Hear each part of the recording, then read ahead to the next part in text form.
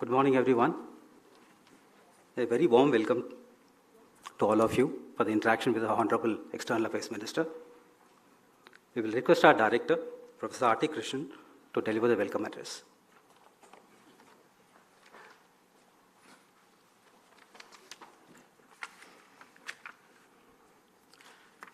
Very good morning to all of you. It's indeed a great pleasure and privilege to welcome the Honorable External Affairs Minister, Dr. S. Jaishankar, to IMB. Welcome, sir. Thank you for being with us this morning.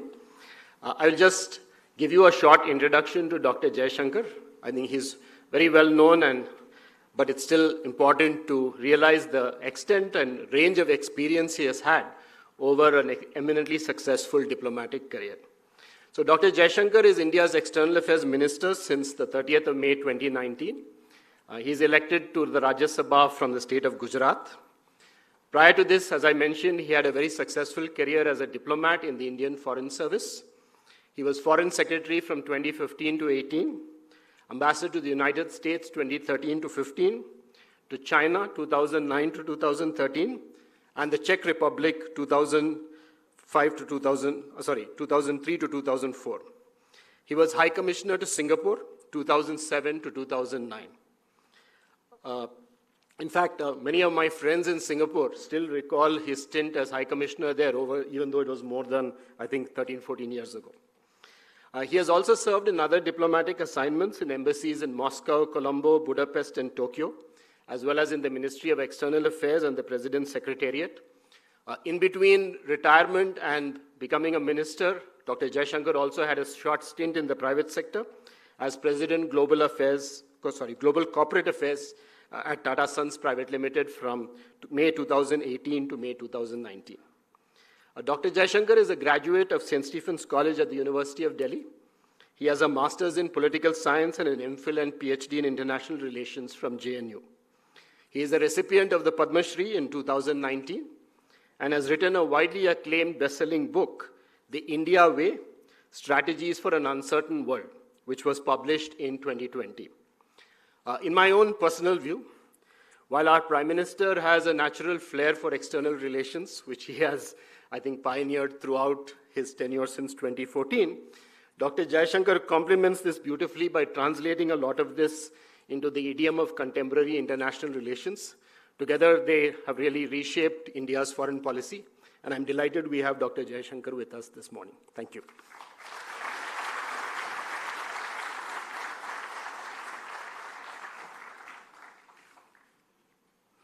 Thank you, Director.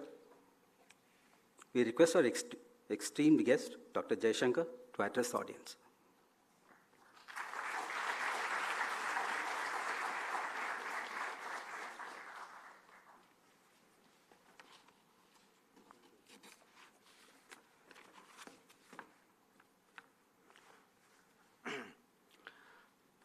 Director Professor Krishna, Dr. Devi Shetty, students and faculty, dear friends. Let me first of all say what a great pleasure it is to be here today with all of you, to meet you. I look forward to my interaction, and I promise I will only say enough to make sure that the interaction is as intensive as possible. When I look at all of you, actually, in many ways, I envy you. It's not the envy only of a 60-something person for a 20-something person. It is also really a sense of looking at people who have their life in front of them, who have prospects which, my generation could have only dreamt of.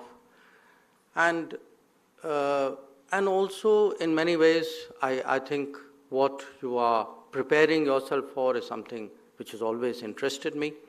I think, as you heard from the director, since my education was in a very different stream, after a career in diplomacy, I thought I should also try and get some kind of management degree and think of the Tata Sons 1 year as a crash course in applied management. I assure you I'm still absorbing and learning a lot of what I went through out there, and there couldn't have been a better experience than that. But today I wanted to share with you really a sense of what is happening in the country from my perspective, obviously as a foreign minister, but as actually a minister who sits in a council of ministers who has a broader overview of what is happening in the country. So very consciously I decided, rather than speak about a subject which would be natural to me, foreign policy, to talk about something which is still has a very strong foreign policy element, but which is in many ways bigger than that, which is why the topic I picked was Atmanirbhar Bharat. Now, I don't know how many of you realize it, but you are all actually living today in the middle of a revolution. And possibly the reason why you don't think of it as a revolution is that it is happening democratically, it is happening every day, it is happening in multiple ways. So life around you is actually changing so dramatically and so deeply that the India which you will step into in terms of your work career will actually be a fundamentally different India than possibly when you entered this institution. And I would give you that sense, not the way you hear it conventionally from a minister, but I want to set it off against a kind of global context. And bear with me on this comparison. You would have heard, of course, of Jan Dhan Yojana, the fact that the government took a decision to connect people who didn't have bank accounts to banking. And this was a very profound decision because through this entire COVID period, we were actually able to put money into people's accounts, the people who needed it the most, because they were connected to banking. Now, the scale of it was 300 million. So think about it, the last 8 years, 300 million people, which is about 80% of the population of the United States, actually entered the banking system because there was a vision and a policy and a delivery which made them do that. Or let me give you another example. There is a huge scheme to actually connect houses with tap water. And this is not just because water is life, it is a very fundamental issue to public health, because the diseases which come from not getting clean water, it's huge. Now, the beneficiaries of what we call Har Ghar Jal are 450 million people. So, in these 8 years, actually, 450 million people, which means really the population of European Union, has actually got connected to tap water. Let me give you another scheme about which you would have heard a lot, which is replacing firewood in kitchens with LPG cylinders. The beneficiaries of that are 80 million, the size of the population of Germany. Or there is a scheme actually to fund housing, urban housing and rural housing. It's called Pradhan Mantri Awas Yojana or Gramin Awas Yojana. The beneficiaries of that are 115 million, which is almost the population of Japan. There is, through the COVID period, and even today, actually, we provide food to people who are ration card holders, who are really the vulnerable, needy sections. And again, 810 million people benefit from this every day. 810 million people is more than all of the European Union and the United States put together. So when I throw these numbers out at people in the world, first of all, I don't think they believe me, but when they absorb it, and I think you should absorb it, to really understand the scale of what is happening.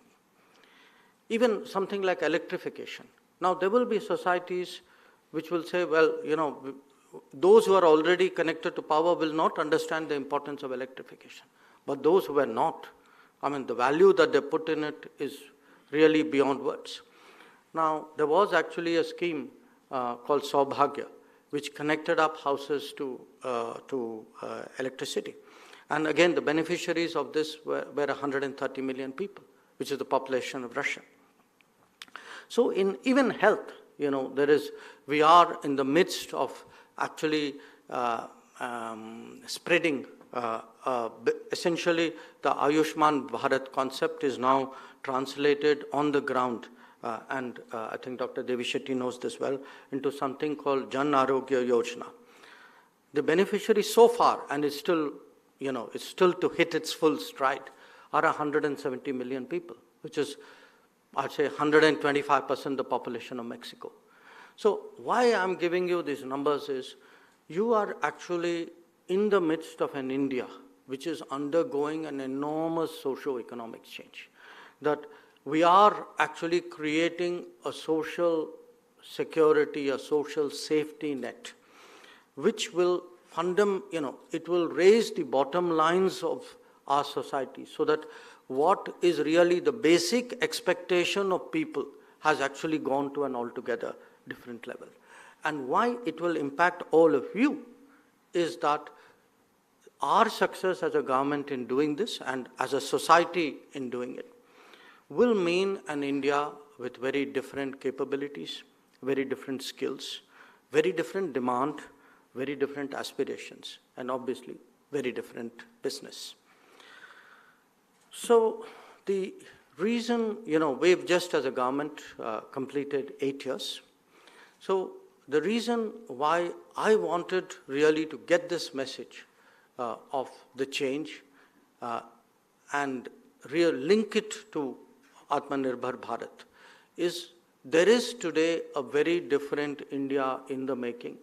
Many of us see from our vantage points one part of the solution, or one part of the puzzle. But I would encourage you really to take a holistic view, because at the end of the day, if you want to understand where your own country, where your own society is going, and what your prospects are, that understanding is something which is very fundamental. So what is actually Atmanirbhar Bharat? In many ways, it is a better enabled India, and some of what I said, a more electrified India, more health accessed India, better fed India, a better, healthier India, all of it is there. But it is also literally, of course, a more self-reliant India. And if you are more self-reliant, obviously a more self-confident India. I also want to tell you what it is not, because often the debate mutates in the wrong direction.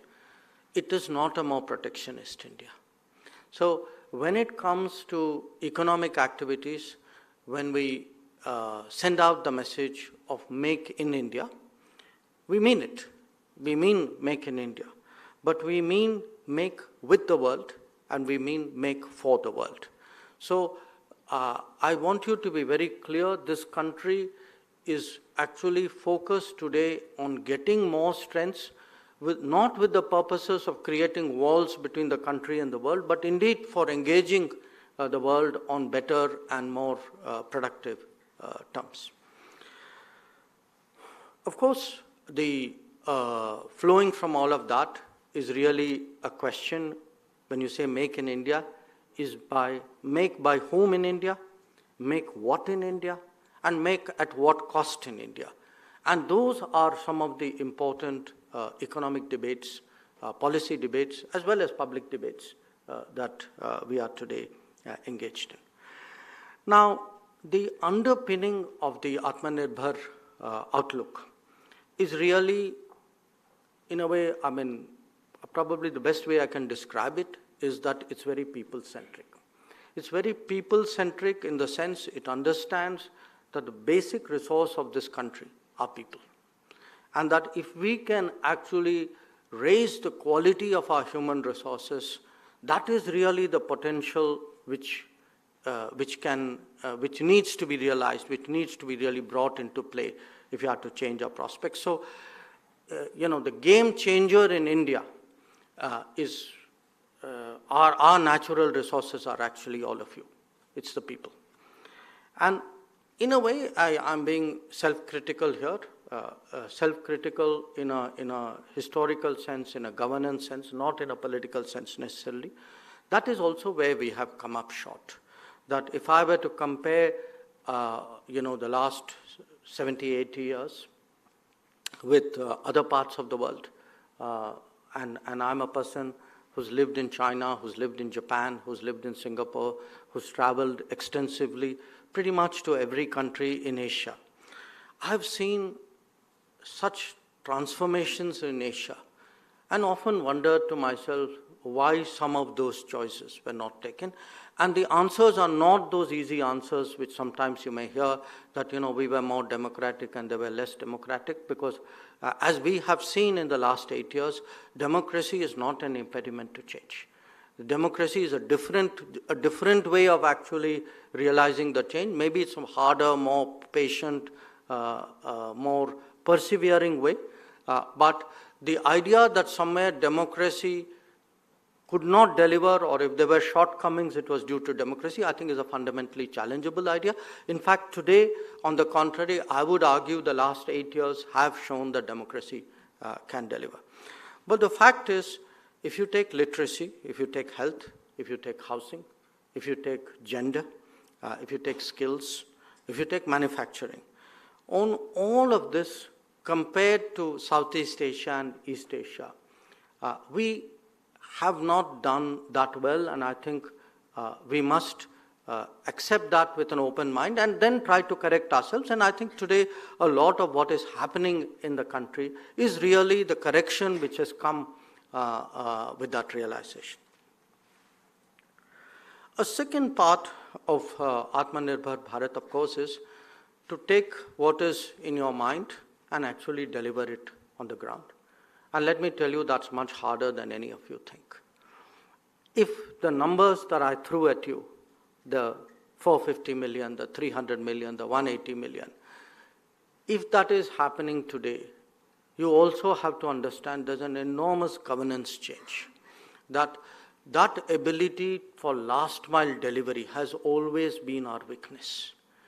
There was that famous phrase of a prime minister that of the 100 rupees that leaves Delhi, 85 rupees doesn't reach the beneficiary.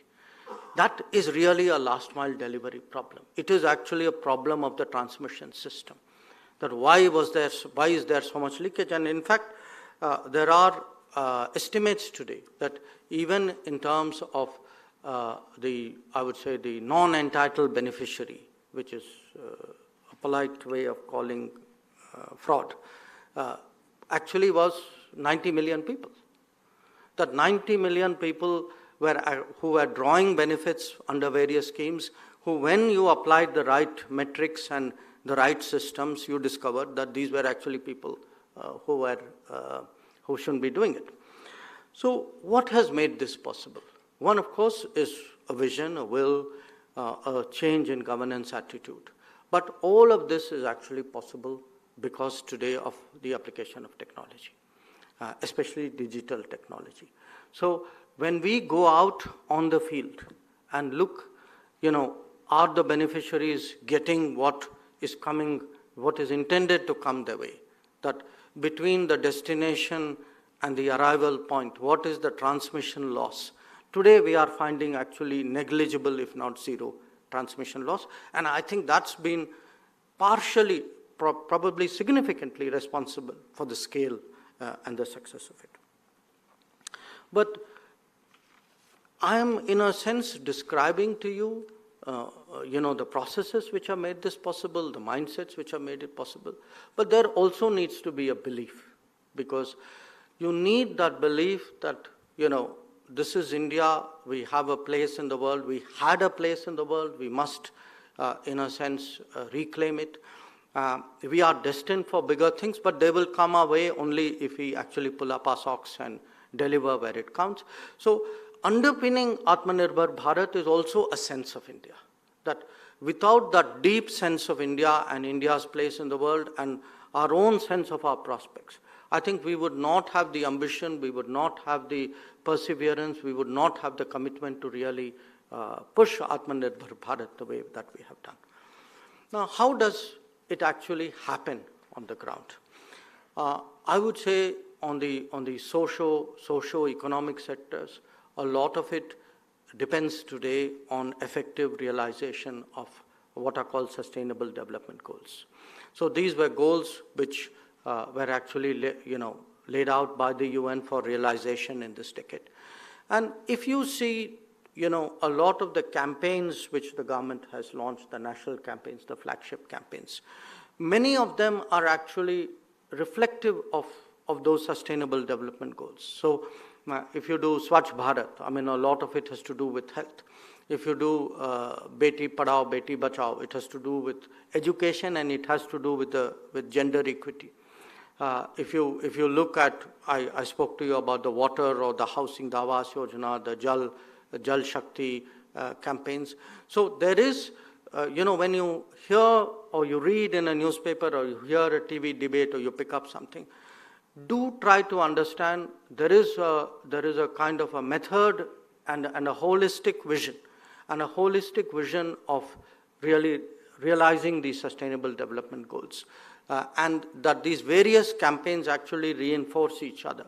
And their effort is to change the socio-economic landscape of our country, which was the revolution that I'm talking about, and bring a human resources, transformation, which is critical to our economic prospects.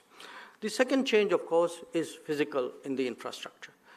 And again, you all can see the evidence of that. It could be rail, it could be road, it could be air, it could be power, shipping. We are now, this government is really pushing the potential of waterways, for example, not just as effective transport, but as green transport.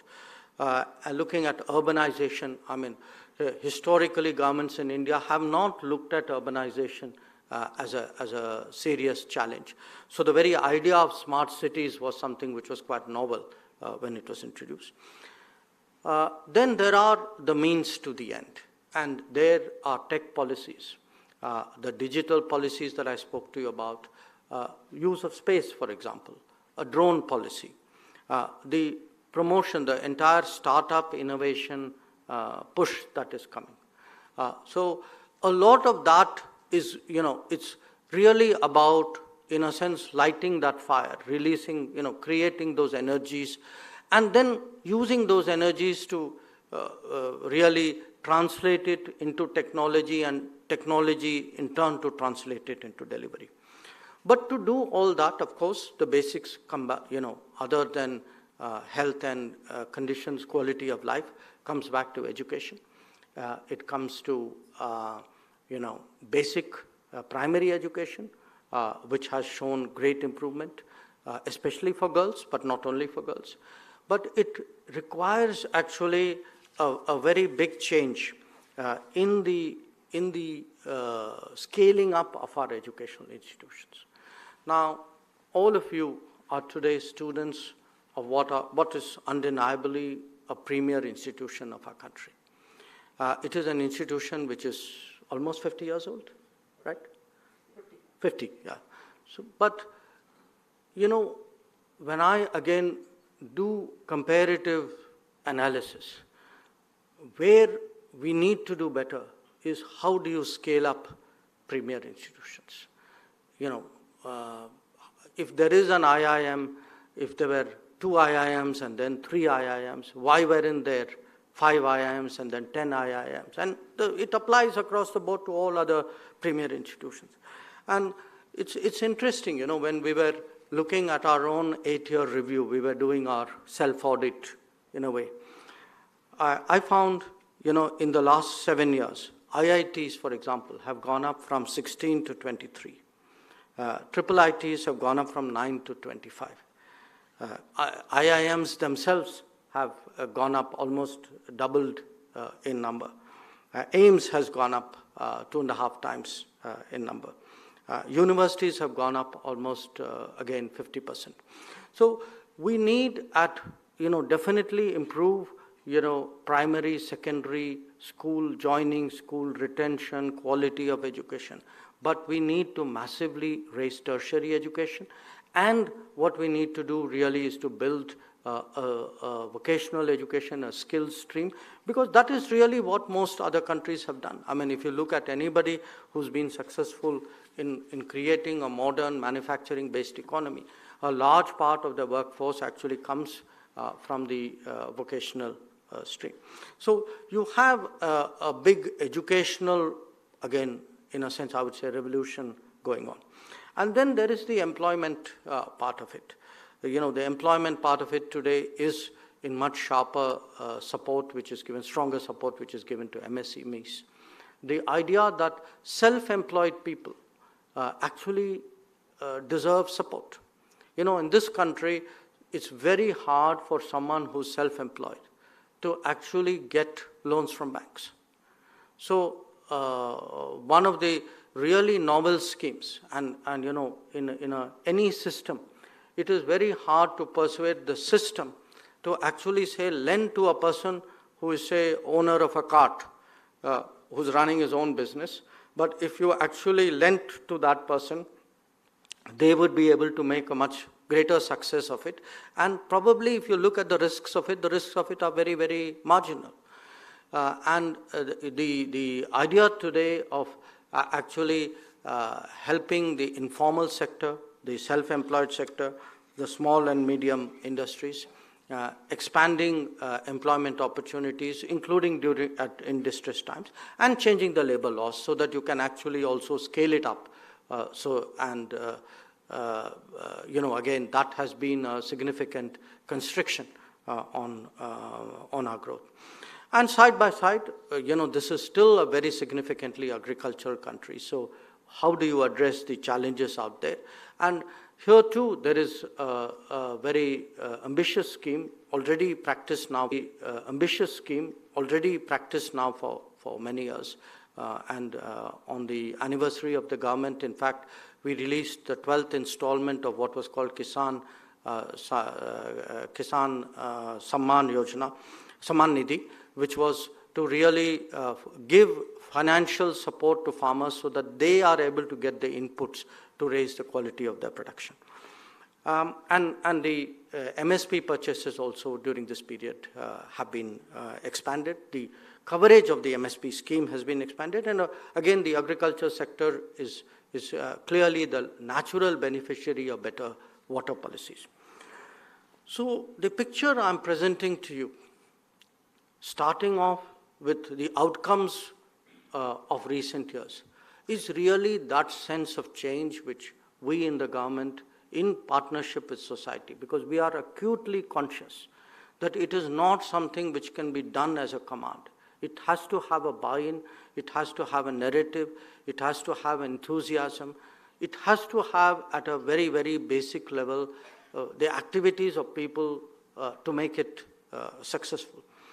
Now, when you do something like this, it is not unnatural that you will encounter some challenge, a black swan that you have, by definition, in black swan not thought of. And in this tenure, of course, for us, the black swan was COVID. But here too, I want to, the pain and the problems of COVID, everybody knows. Many of us have seen it as personal stories. We have seen it around us in very difficult conditions. But I want you for a moment to reflect at outcomes and happenings in this COVID period, which may not have been predestined.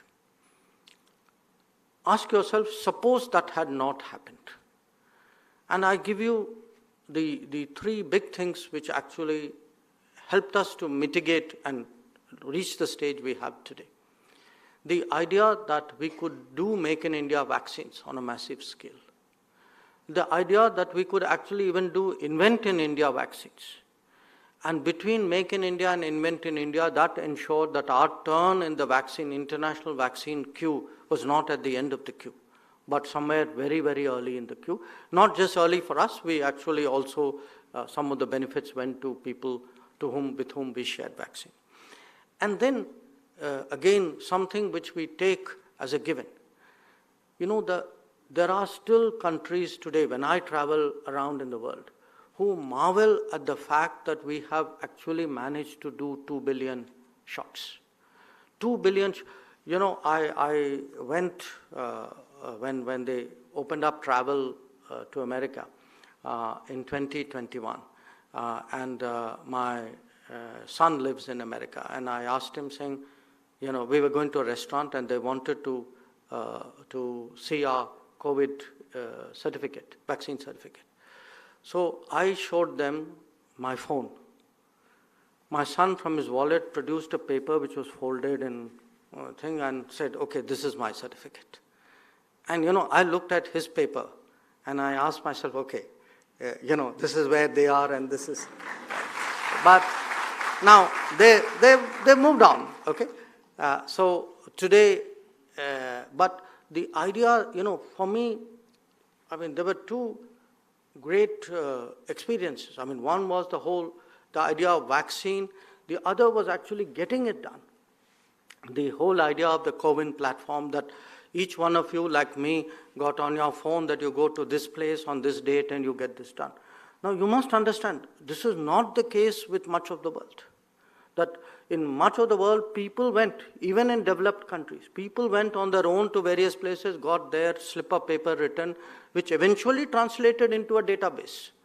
But this organized digital platform which actually saw you through the entire vaccination process, to me, that's a huge marvel. And it's a marvel today. It's a testimony to how digitized we are, that none of us actually thinks it's a great wonder. We actually think it's completely normal. We actually think it's completely normal because in the last decade, it's a testimony really to how much digitization has entered our lives. So the COVID experience for me was very revealing. And I see that as actually very instructive, that if we could deal with a challenge of this magnitude in that way, then if we were to apply that same mindset to the perennial challenges, and in that sense, the numbers that I'm throwing at you in housing and water and farmer support is actually the same processes, the same mindset is actually at work out there. The other issue which I wanted to touch on you, because it's again something which a business school will naturally be looking at, is the phenomenon of globalization. Now, for a long time, we were all brought up, I want to say almost indoctrinated to believe that globalization is a unmixed blessing. It is, all the solutions of the world are there. There will be comparative efficiencies which will make themselves felt. Everybody would be happy. The goods will be available at a cheaper rate.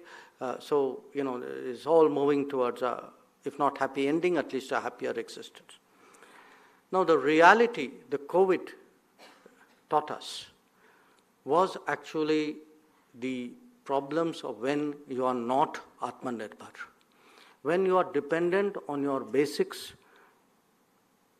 on sources which are beyond your national control, which in times of crisis or which in times of their choosing can cut you off at will.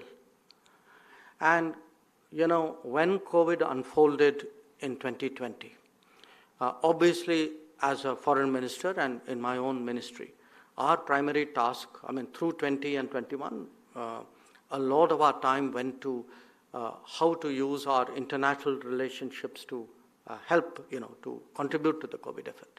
So we were, in a sense, a big procurement or a big facilitative agency for the government to actually get materials from outside. And, what a revelation it was, that there were only 2 companies in India which were making N95 masks, and even that they were importing the valves from outside. That there were only 2 companies in India which were making ventilators, and even that not wholly in India. That for basic drugs, our API sources were outside the country. So it brought home both the concern that at times of stress, we were utterly vulnerable to other people's decisions and choices. But it also brought home the deeper worry that that vulnerability can be weaponized. against us. So, and in that sense, it's actually not being Atmanirbhar becomes a kind of national security vulnerability for us.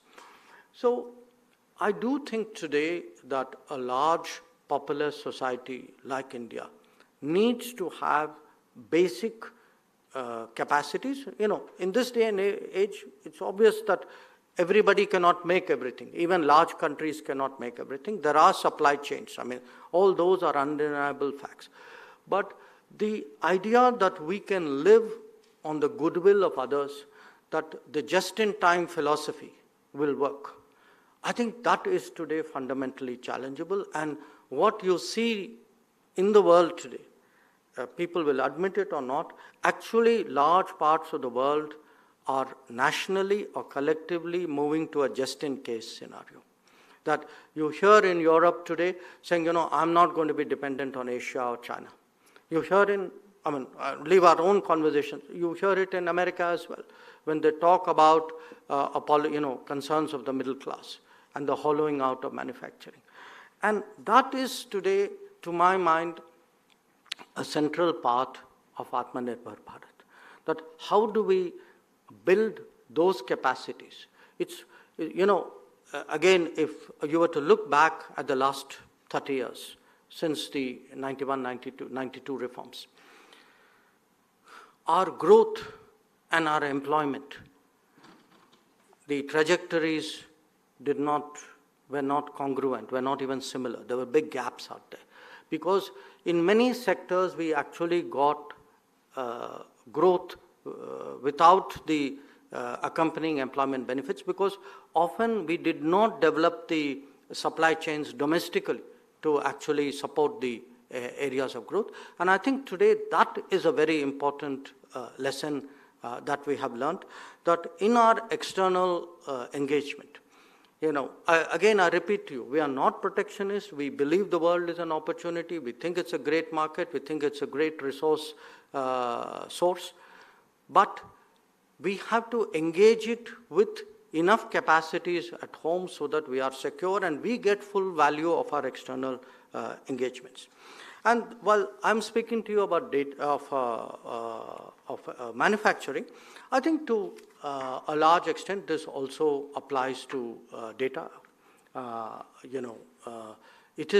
We cannot be agnostic anymore where our data resides, because where it resides, under what conditions, what firewalls, who has access, I think today that is hugely important. I don't know about you, but I would be very uncomfortable having my personal data in some places in the global geography. I think that too is a debate. It may be a debate for the IT industry, but it is a debate also, because we are a very digitized society today. So telecom, for example, the whole 5G debate is today again very much an Atmanirbhar debate. That, why is it so hard for our country to actually develop a 5G system? And fortunately, I have to tell you, that has been a push on the part of the government, and I'm very hopeful that we will come up with effective solutions, Indian solutions, to the 5G requirement.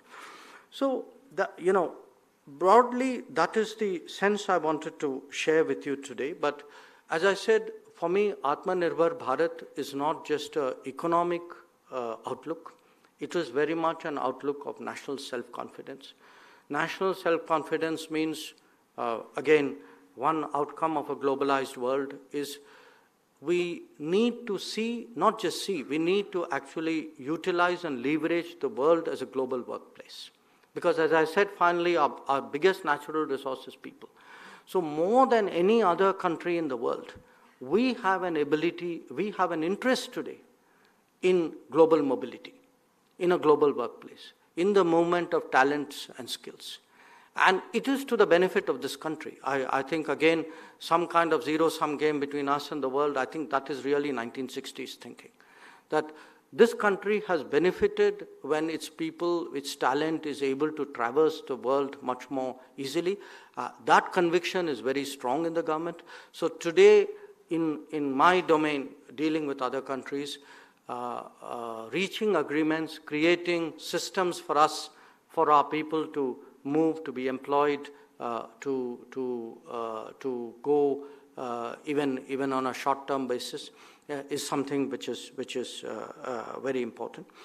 Of course, all of this is underpinned by a larger outlook of making it easier to do business, because finally, again, we've heard for a long time about India being a service economy.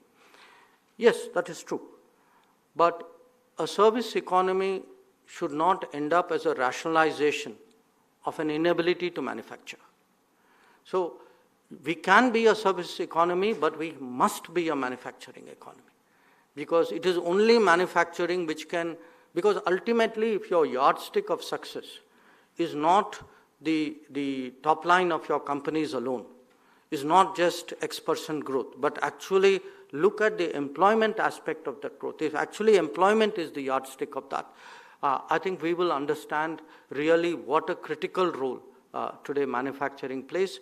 And in fact, that is again, I would count among the big initiatives of this government, that there is an initiative called production-linked incentive, which has catalyzed manufacturing. I mean, I was last week visiting the Czech Republic.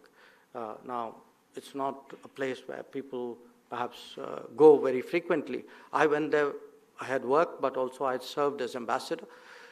And, it was for me very revealing. Our trade today with the Czech Republic was $2 billion.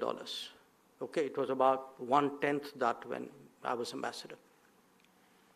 But when I asked the ambassador, saying, okay, what's the biggest item in trade? The biggest item in trade were actually smartphone exports from India to the Czech Republic. Now, that is not something you would have associated naturally with India 5 years ago, and certainly not going to Europe.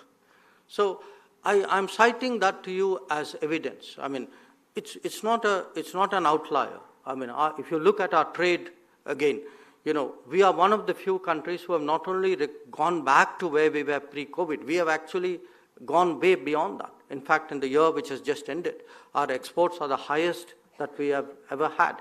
And the reason for that is not just pent-up demand in the world, because the pent-up demand need not have come our way. The pent-up demand could have been picked up by others.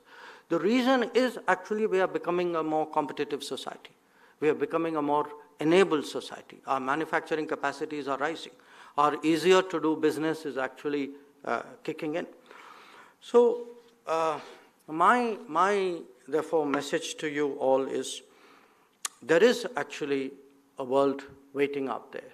There is a world waiting out there, both in the sense of when you leave the campus, but also a world waiting out there, literally a world beyond India.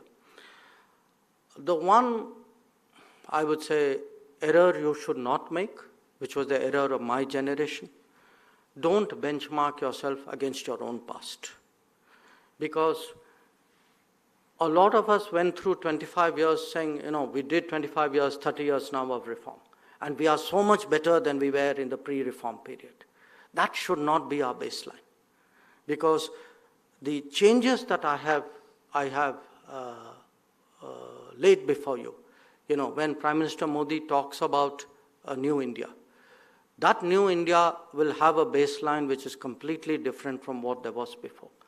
So your own benchmark should be far more ambitious. It should be really, in many ways, capture the possibilities that have opened up.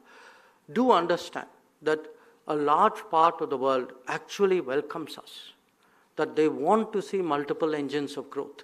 They want to see democratic societies succeed economically. They want to see really trust and transparency when it comes to data. They want to see resilience and reliability when it comes to supply chain. And we are today a significant part of the global solution, provided we rise to the challenge. It is not something that will, we can't persist in our old ways and say, we are 20% of humanity and the world will come to us. The world's a very tough place. It is very, very clinical about the choices it makes. You have to earn your place in the world, and you will earn your place only if you are able to bring about those kind of sweeping changes that I have talked about. And we need to engage the world. We must see ourselves as more of a player, more of a contributor. It is not our karma just to be a market for other countries. And as I said, you're all going into the business world. But I see today, maybe I would not have said this to you so sharply 3 years ago, but certainly my takeaway from my 3 years political experience, I actually see business more and more as employment creators. That the social impact of business is huge in this country. We often talk of business as wealth creators, national wealth creators. But wealth is only created in a sustainable way if it is actually translated on a mass scale in an inclusive way. And so, but you are also, in that sense, part of the revolution that I spoke about. So when you step out into the world, I would say you will have to make choices and decisions. And much of that will depend on your understanding of what is happening around you. And you will have to decide whether you want to be incremental and you want to do what was done before, maybe a little bit more. In that sense, you want to be part of the past, or whether you want to really be bolder, you want to be part of the future, in that sense, a part of New India. So thank you very much once again for your attention, and I'd be happy to respond to any concerns or questions you may have.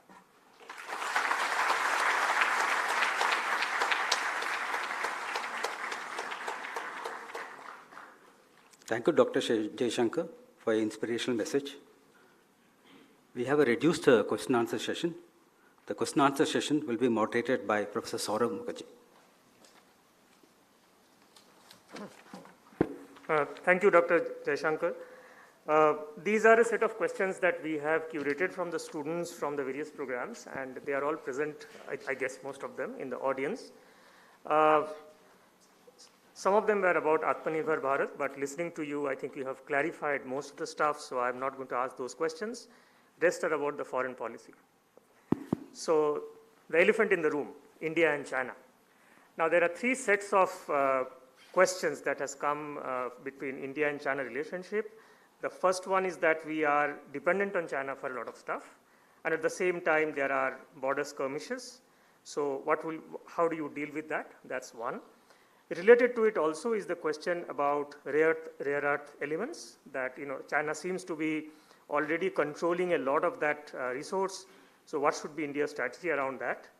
And finally, can India be a real alternative for the rest of the world to China? So what are we doing about it? So these are the three sets of questions I could gather from the various things that have been raised by the students.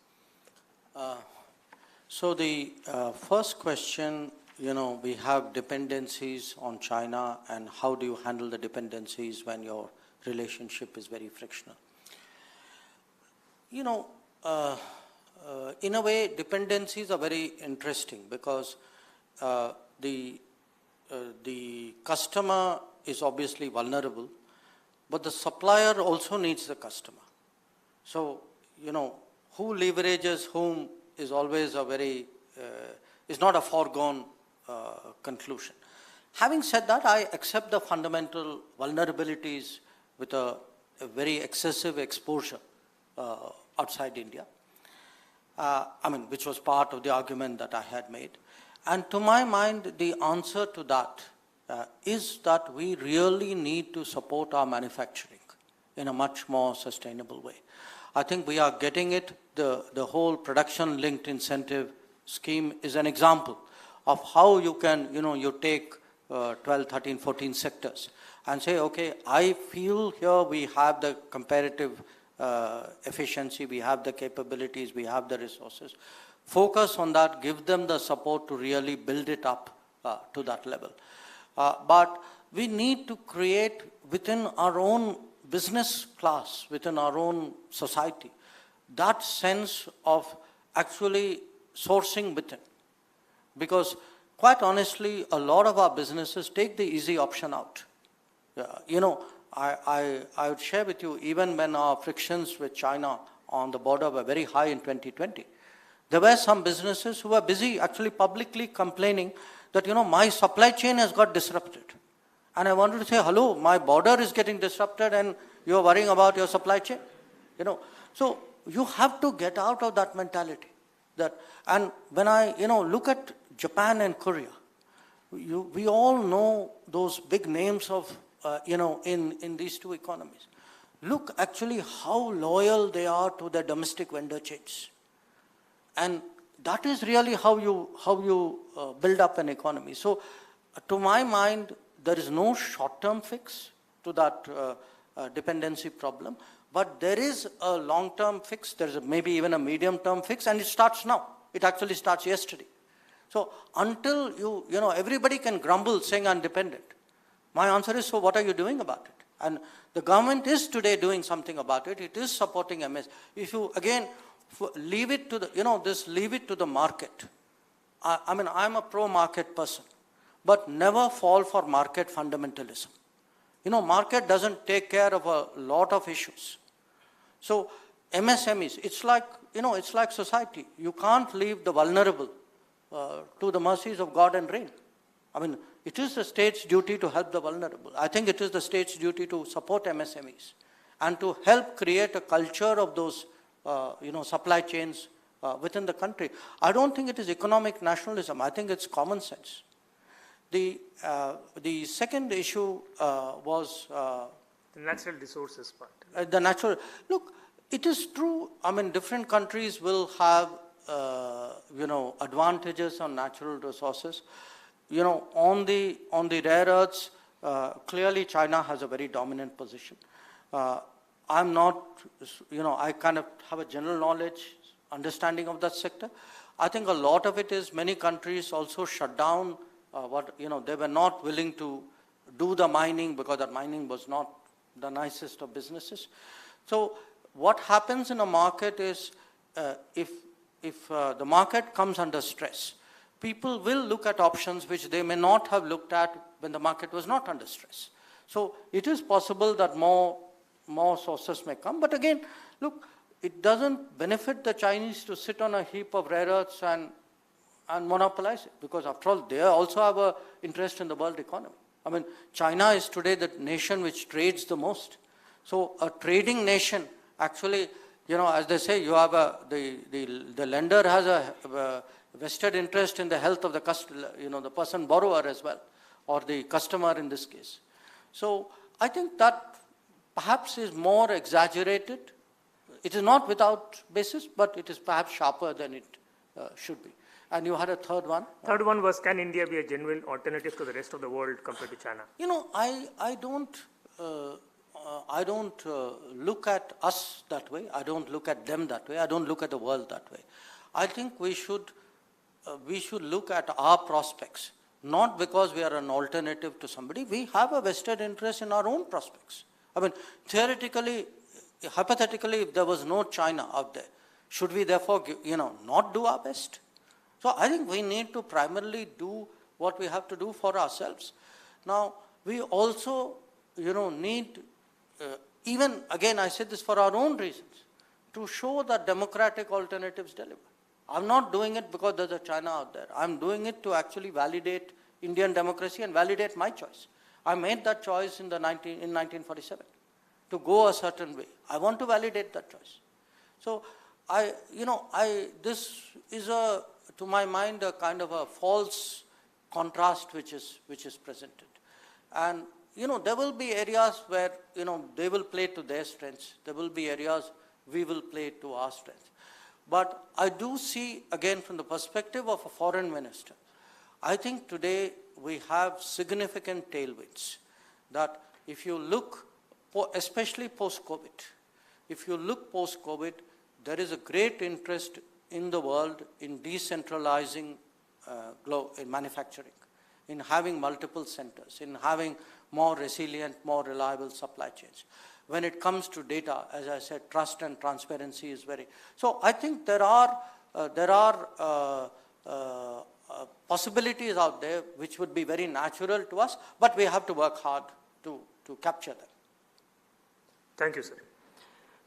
The next question is, let me read out this, our PhD student Shubham has said that, we need to buy oil from Gulf as India.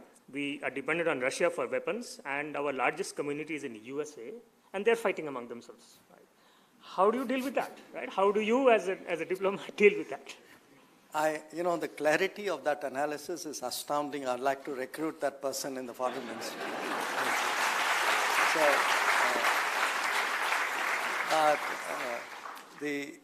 But joking apart, look, that is what our business is, which is, in a way, you have multiple interests, multiple sources, often contradictory, sometimes conflicting. And how do you actually manage different accounts and different relationships with the best possible outcome? I mean, that is the essence of really of what diplomacy is. And since it was put so sharply and graphically, I can say it is not always very easy, which is why it takes many of us so many years to sort of get to grips with it. But that is the state of the world, and I would say there are countries which made much more clean-cut choices, who have very clearly, let us say, joined an alliance, signed a treaty, taken clear sides. For them, some of these dilemmas or the complexity of those dilemmas are less. In our case, because a country of our size necessarily, to my view, has to choose an independent path. We will, we have taken, it's very interesting, we have taken the most complex route domestically, we have taken the most complex route internationally. But I think we have it is within us to actually realize both. So the shortest path or the easiest path is not always the best path. I think we ought to take what is the most natural path to depending on our DNA or our makeup. And domestically, I cannot conceive that we could have taken any path other than democracy. Just like I cannot conceive abroad that we could have taken any path other than having an independent posture, and it will come with those dilemmas. So if you watch me, pirouette around and, do this and do that and manage this and manage that, that's the exercise which comes with it. Thank you, sir. So there are certain concerns being raised about the current Russia-Ukraine conflict. So students want to get a view about what is your sense? I mean, how much disruption? There are multinational enterprises which are shutting down operations in Russia. So what is the sense you are getting? Well, we live in an era where obviously serious conflict is very disruptive. It's something which really nobody really wants. Nobody really wants, both because of the destruction, the death, destruction, damage of the conflict itself, and the second order, third order consequences of that. Because of that, and really for us today, you can see in your lives what the consequences of this have been. Fuel prices are up. In fact, not only is the crude oil up, even cooking oil is up, because we used to import a lot of it from Ukraine. And the moment Ukraine shut down as a source, and Russia, there were restrictions on Russia, you had food, the wheat exports from there plummeted. Cooking oil was another example. There are other areas, you can see it in the steel industry, in commodities market. So even in disruption of trade, that you actually, a container shortage, already, COVID had created disruptions in the movements of containers. So if you ask anybody in exports today, the accessing containers has become a major issue. So our interest, and I think we speak for a very large part of the world out here, is that we would like to see an early and immediate end to the conflict. We do believe that the way out is, eventually people have to get back to the table. and talk about it. So Prime Minister actually has been, in his conversations with President Putin and President Zelensky, been pressing that. And as I said, we hear a very large number of countries actually feel like us. Not all of them necessarily have the ability to speak out. But we do think that the current conflict is not helping either of the parties or frankly the rest of the world. We are seeing a lot of these regional blocks happening, and India themselves also walked out of an RCEP and stuff. So there's a bunch of questions saying that, do you think this is the way to go for in the world, or how are you viewing this, regional blocks versus a globalized world?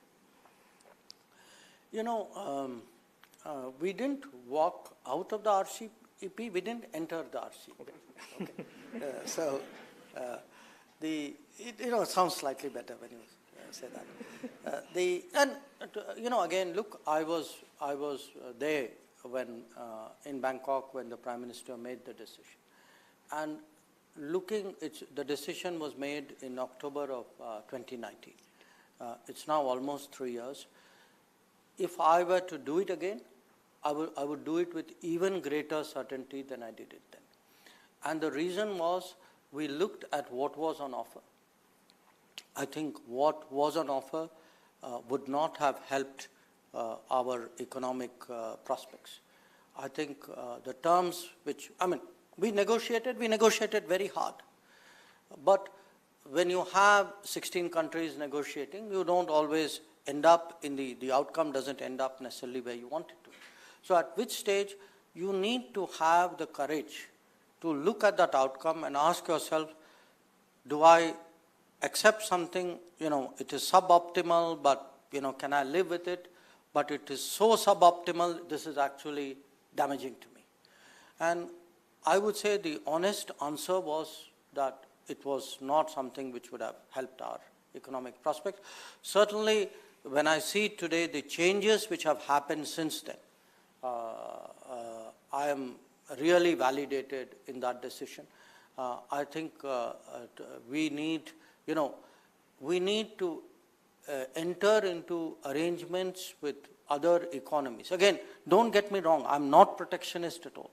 In fact, if you see the last few months, we've signed an FTA with Australia, we've signed an FTA with the UAE. Our negotiations with UK have really picked up.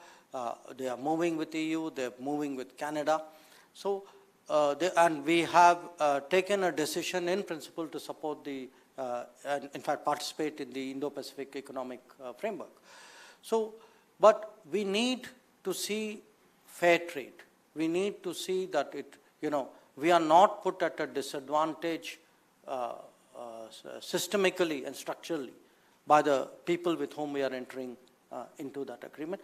And I think we had those concerns, very frankly, in the case of RCEP. Thank you. And this one is personal. Related, two of them. One is, what does your typical workday look like? But I'll come to the second one, which is even more interesting. Yeah. It says that at a personal level, how do you live dealing with all these conflicts? I mean, how do you deal with the stress? How do you live, how do you remain normal? I mean, that's the question. There was a US Defense Secretary called James Mattis, who would very proudly say, I don't have stress, I give stress. So I'm not sure I would claim that. It would that's something those who are with me would either say yes or no. But look, in a way, I mean, I was a diplomat for 40 years. Then I was in business for a year, and now in politics for 3 years. Honestly, even in those 40 years, I lived in 8 countries. And the job changes, the times change, the culture changes, the challenges change. I think a lot of it is a degree of adaptability and openness that you have in your mind. Quite honestly, for example, in my initial years, I didn't have that much interest in business. My first posting was Soviet Union, my second posting was Washington, I did a stint with the Indian peacekeeping forces in Sri Lanka. So it was much more what we call a political kind of security type career. I changed, in a very big way when I went to Japan. I mean, maybe before that, when I was in Hungary, I saw the economic changes after the Cold War. So that's part. So I could actually, when I look back, I could actually put markers saying, I went to this place and I learned something different. I grew. My horizons expanded. And I said, it was not a facetious remark I made. When I joined after 40 years with a single employer, you actually are quite nervous joining something else. And you enter, what is the premier business house of this country. And I must say, for me, it was an enormous education. There was no meeting for which I was not a willing participant, because you would actually soak in knowledge about that sector and judgments which would happen.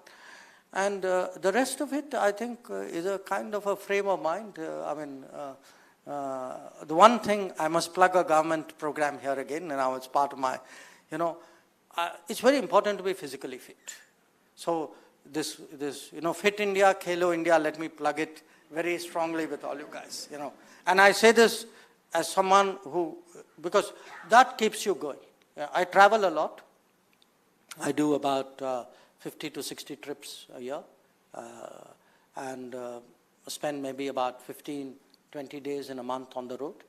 But if you actually have a regime which, physical regime and that mental ability, and ideally if you can throw away your body clock, that's perfect. That you then don't have jet lag, and that's a little difficult to do. Colonel, how are we doing on time? Are we okay? All right. So I'll hand it over to Colonel. Thank you. Thank you, Doctor.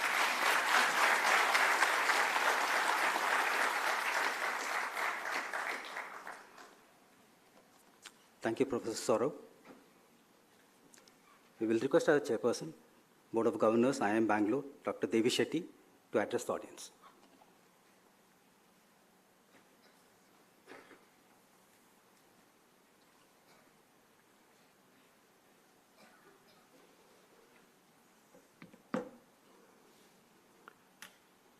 Good afternoon, ladies and gentlemen. I would like to compliment our Honorable Minister of External Affairs for doing a phenomenal job at the most challenging times. Talking about Atmanirbhar Bharat, I would like to narrate a very fascinating startup story which has a major impact, which will have a major impact on India. It's a very short story, and the rest of the world. IIT Kanpur, around a year ago, decided to build one of the most complex machines ever built by man. And they finally decided to build an artificial heart. Now, why artificial heart? Because artificial heart can help to save millions of lives, and you may not know it costs about 1 crore rupees. And we were implanting last 12 years. People led a very normal life with the artificial heart. And there is only one company in the world making it. And there are 1 or 2 other companies which are irrelevant. But what's fascinating is the way they went about building it.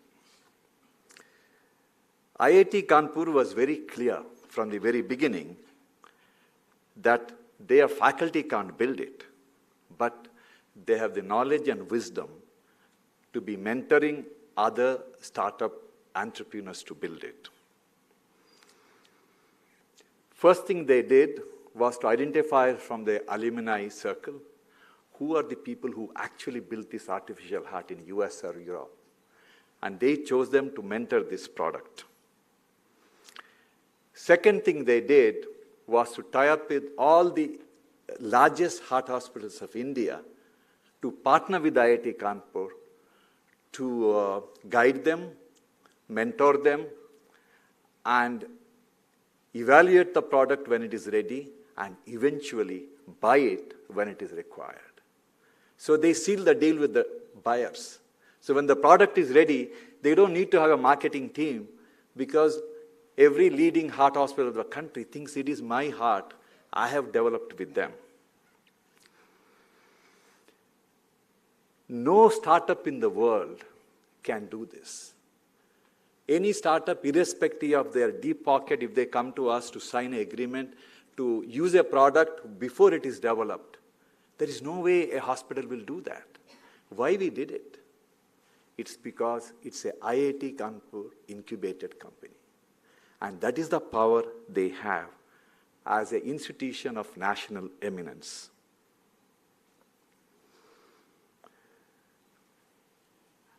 Then next thing IIT did was to search across the country for 9 brightest engineers who had some domain knowledge in different aspects of the artificial heart. And these are extremely smart, brightest people, and they all came together to build this. Again, no startup, with irrespective of how much money they have, they can get these kind of smartest people to drive one project and working together. How did IIT Kanpur do it? Because they gave everything what a smart entrepreneur wants. IIT Kanpur funded the entire project. And they gave the IP right to these young 9 startups who are building it, of course, along with the small rights for IIT Kanpur.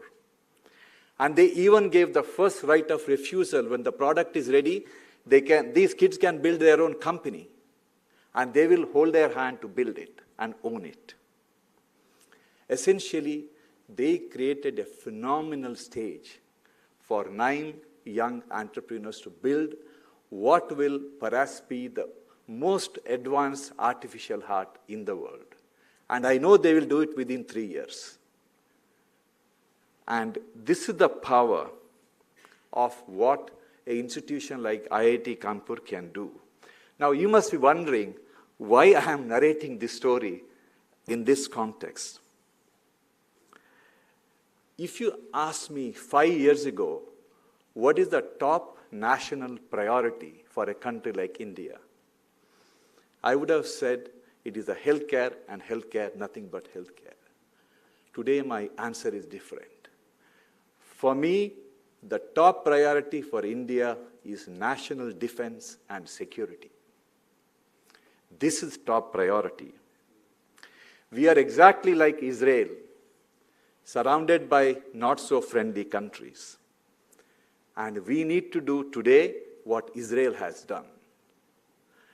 If any one of you have not read a book called Startup Nation, written by a friend of mine, Saul Singer, please read that book. That will give you everything what we need to do when we face a situation like this. India is blessed with the 24 IITs, 5 institutions like Indian Institute of Sciences. Our government should identify the product required for the warfare. The drones, missiles, hypersonic jets, and the radar, and everything what is required. And these IITs and all these Indian Institute of Sciences should be asked to build this product as a startup, exactly like what IIT Kanpur has done. Because future war will not be fought without the technology. The backbone of the war and the outcome is going to be technology. We spend billions of dollars in importing drones and all the war machines. They're all driven by most advanced sensors and the printed circuit boards and all the software. But remember, other than us, somebody else also has the on-off button control. And that happens with the manufacturer. And that is the greatest weakness. Every equipment required for the war has to be built by our own country. Before the Silicon Valley, what it became, everything happened with one startup called PayPal in Silicon Valley, promoted by Elon Musk, you all know, and Peter Thiel, along with a handful of their friends. Eventually, every big startup which changed the world happened because of the PayPal mafia. This happened with one startup. Imagine if all the 24 IITs and Indian Institute of Science, a great institution of the country, becomes a startup institution, and we become a startup world. This country in 5 to 7 years can be completely transformed. Very, very interesting about defense research and defense production is that every product from the history onwards developed for the defense is rarely used for the defense. The product what was developed, today every household item we find, every item we look at and use it in our day-to-day life has some component which was developed for the defense. Look at my profession. The CT scan, MRIs, ultrasound, lasers, which saves millions of lives, were developed by the defense, by the funding from the United States DARPA. And this is the impact defense research will have on the future of our country. We live in an amazing country. Our younger generation, all of you, you can do amazing things. I'll give you one example. Today, I work in a hospital where we use the electronic medical record, which is far ahead of any of the electronic medical records made anywhere in the world. My friends and colleagues from US and Europe, when they look at the EMR, they get shocked and surprised and mesmerized. Sitting in my dining room, I can look at every patient in my ICU. I can interact with the patient. I can interact with the nurses. I can change the medications. I can give instructions. I can even see the color of the urine what the patient is passing. And all this was created by just 100 software engineers. Good number of them are barely coming out of the engineering school, guided by some domain experts and by passionate doctors. And it was done at a price which is a tiny, tiny fraction of what US and Europe will pay in just a matter of 5 years. So I have no doubt that our younger generation will make Prime Minister's dream of Atmanirbhar Bharat a reality if only we give them a platform to make it. This is the possibility, and I would like to congratulate, I just want to reiterate, Dr. Jaishankar, that Indians are truly privileged to have you as our Minister of External Affairs. Thank you so much.